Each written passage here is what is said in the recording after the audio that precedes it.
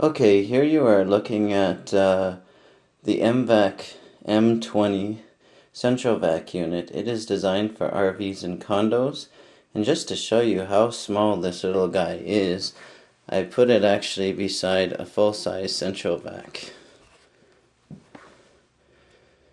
Now isn't that thing tiny? It's actually even smaller than a filter clean vacuum cleaner, but that'll give you a good idea of its size. But don't let the size fool you, it's a very powerful little unit.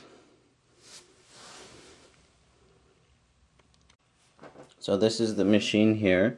This is the exhaust port. The intake is on the top, and that's where your 12-volt wires would go. It's got two latches on the top, and it fits a small bag, and it's got a filter on the inside. It's very powerful, yet quite quiet.